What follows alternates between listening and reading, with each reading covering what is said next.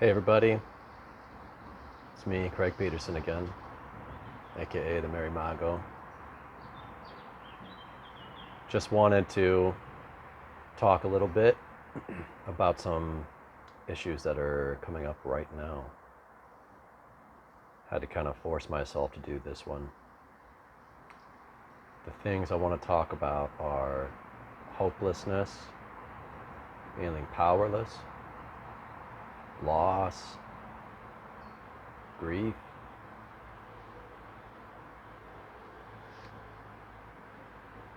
and just wanting things to go away. So, something I learned for myself in my meditation practice is when something's stuck in my awareness, it's almost always stuck in the opposite direction than what I think it is. Let me explain a little bit. There's three things I want to talk about. The first one is what I'm going to explain right now, which is that everything begins and ends as an awareness, as a thought, as a feeling, right?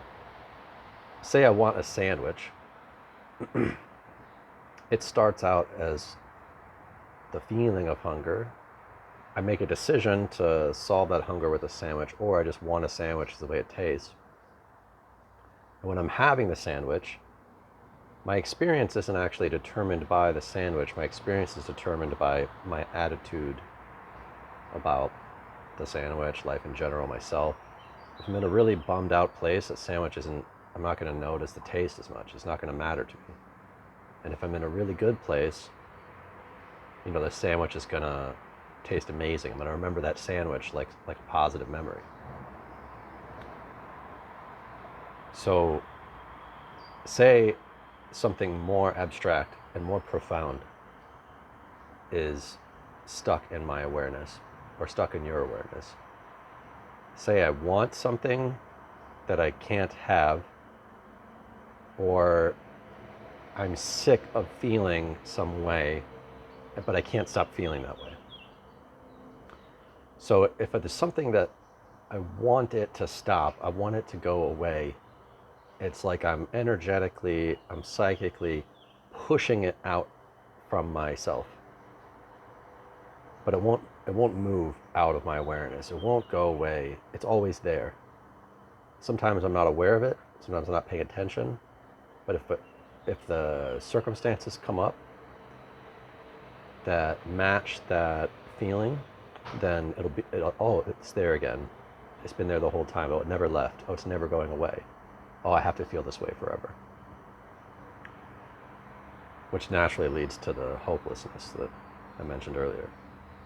Conversely, if there's something I want, if it's, an object, a person, an experience, something a little bit more subtle like respect or a title, a position, money, I want to bring it in towards me, and it won't come in towards me. Okay, so the reason I said that it's in my awareness, I found always stuck in reverse, is because anytime something's stuck like this, I'm generally pretty unconscious about it. I'm running on some old patterns, some old assumptions that are suboptimal, right? They're not serving me because they're producing an experience I don't like. And I'm focused on pushing it out and it won't leave. When I get centered and I ground, what I see is, oh, actually, I'm holding that out from me, right? Because let's say emotions, right? Certain emotions come and go. They move around all the time. And depending on the event or the stimulus, I can interpret it any way I want. I could have the whole range of emotions about anything, right? this tree behind me, if I like want to do some kind of activity in that yard right there and I feel like it's in the way, I'm gonna be upset about the tree. I'm gonna, it's possible that I could be in that place. If I'm really into trees, natural beauty, I could be really attached to that tree, and every time I look at it, I feel great. The point is that the tree isn't doing that. It's me, right? So if I'm consistently experiencing loss or grief and I want it to stop happening, right? I'm focusing on getting rid of it. But if it won't go away, if I let myself experience it and it continually comes up and feels the same, it hasn't changed, I haven't changed as a result of the experience, then what's likely going on is I'm actually attached to feeling that grief, to feeling that loss. I'm attached not to the shittiness of grief, but what it says about me, what it means about me, what it means about the circumstances in my life.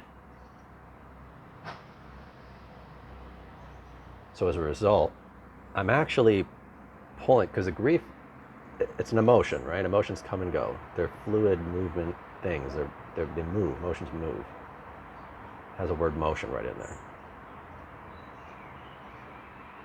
So I feel an emotion and it moves through my system. It moves up and out or down and in or whatever. And then it's moved. It's different. I've changed. It's changed. Except it hasn't, because I keep feeling it the same way, in the same place in my body, the same quality, the same intensity. And I get frustrated and hopeless that it's just reoccurring. Because it's like I'm not letting it change. It's not that I'm not trying hard enough to change. It's that I'm trying so hard not to. And you can flip it around the other way. There's something that I want to bring into my life, right? Say I want a certain kind of relationship, okay? But then there's parts of me that I refuse to work on.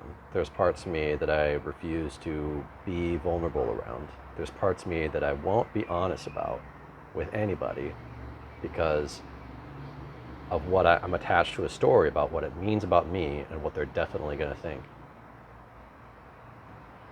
So as a result, as people naturally move into my life and I naturally have interactions or some kind of chemistry with them, right? The closer they get to that place, that space that I supposedly want them to be in, the more I'm going to push back, the more I'm going to put up a wall.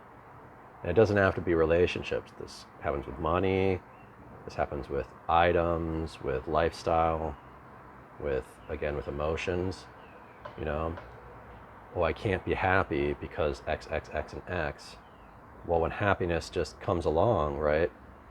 If I was happy, that would mean, oh, these things aren't important to me. I'm sure they're important to me, so no happiness. Thank you very much.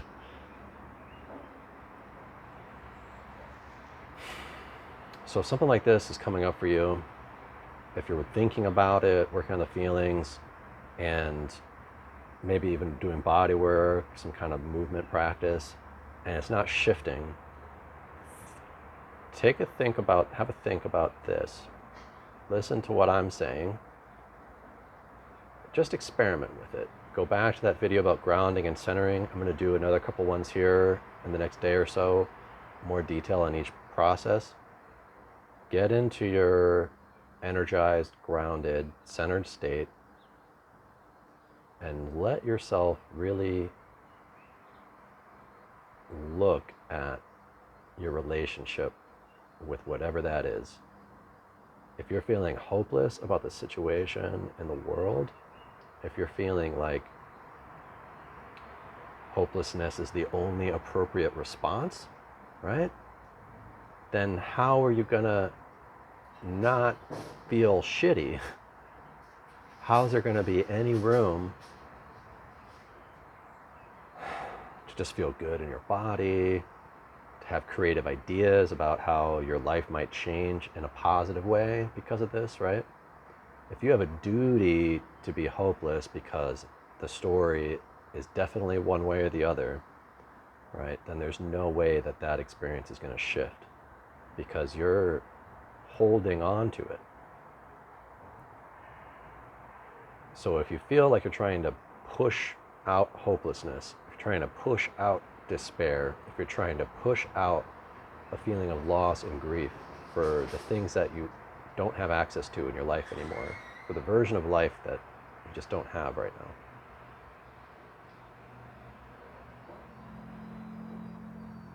try to flip it around and look at it. Just ask yourself the question, oh, what would it be like if actually I was pulling on to these things?